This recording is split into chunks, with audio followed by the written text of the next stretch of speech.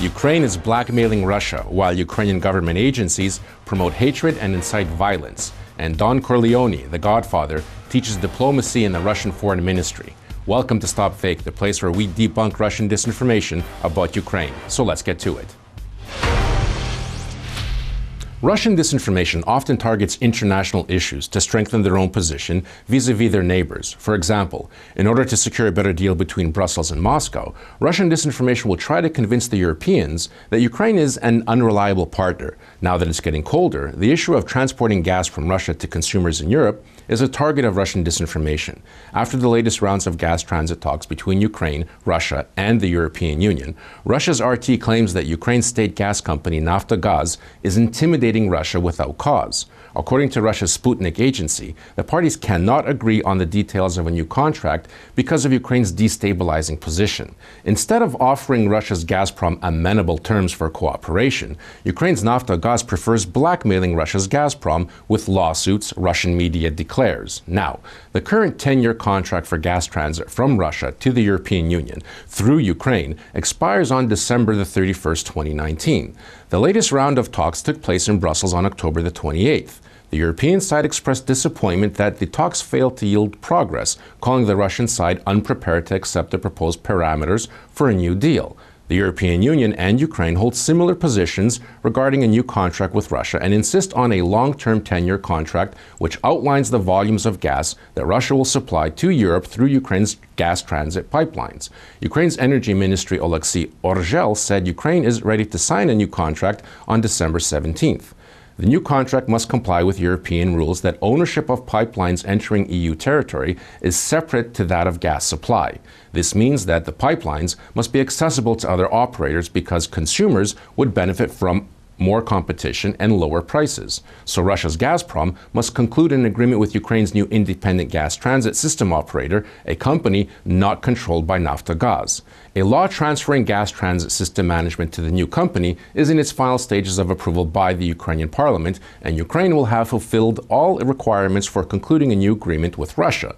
The clock is ticking, so what's the holdup? Well, Russia is resorting to its usual practice of blackmail and is demanding that Ukraine abandon the Stockholm Arbitration Court ruling, according to which Russia's Gazprom is obliged to pay nearly $2.6 billion to Ukraine for disregarding the terms of the previous 10-year gas transit contract with Ukraine and defaulting on its shipment obligations. So Russia says that Ukraine should abandon the Stockholm ruling. And Russia is also demanding that Ukraine forget about the fines imposed on Russia's Gazprom by Ukraine's anti-monopoly committee that resulted from Gazprom's abuse of its monopoly position.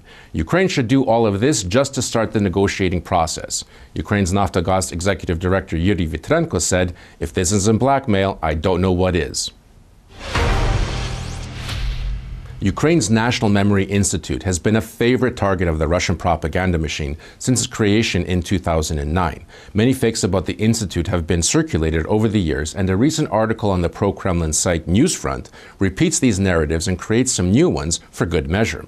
Russian disinformation about the Institute usually includes one or a combination of the following.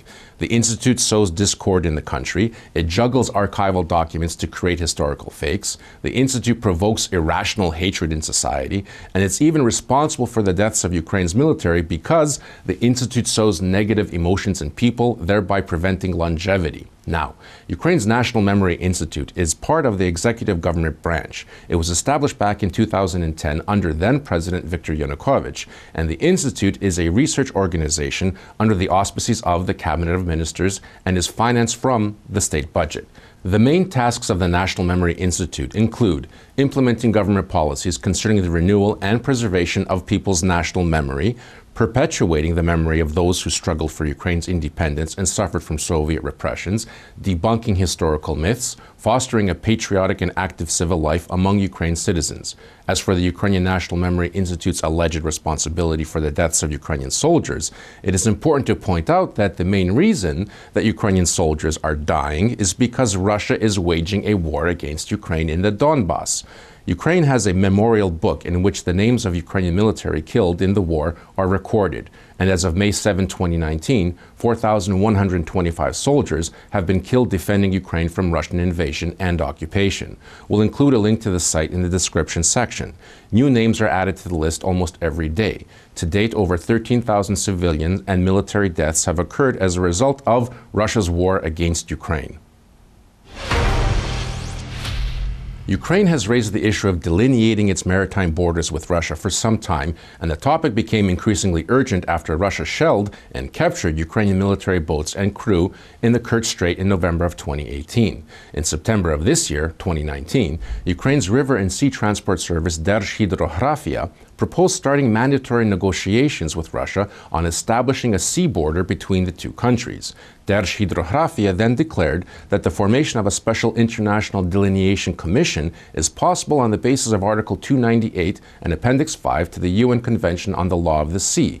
According to the UN Law of the Sea Convention, it is Ukraine that is the coastal state in the Black Sea, the Azov Sea, the Kerch Strait, and the waters adjacent to Ukraine's Crimean Peninsula. However, Ukrainian diplomats say Russian officials are engaging in dirty manipulation, distorting what Ukrainian diplomats have actually said. Russia's foreign ministry seems to have accepted a Don Corleone tone to its diplomacy and has made Ukraine what it calls a convenient proposition. I'm going to make him an offer he can't refuse. The proposal they've made is simple. Kyiv can unblock negotiations about delineating maritime borders between Ukraine and Russia by recognizing the annexation of Crimea. According to Moscow, Article 298 of the 1982 United Nations Convention on the Law of the Sea should serve as the basis for resolving the issue. Okay, but Russia's foreign ministry says the convention, which foresees the absence of unresolved territorial disputes between countries, will help to divide the waters of the Azov and Black Sea waters, and the Ukrainian side can spur the negotiation process forward by doing one thing: recognize the Russian status of Crimea. This is another example of the Kremlin's Godfather-style diplomacy. That's it for this week. You can find much more dissected disinformation on our website, stopfake.org. As always, be vigilant, look out for fakes, and if you spot any disinformation about Ukraine, forward it to us for a truth autopsy. I'm Marco Supran, and this is Stop Fake. Thanks for watching.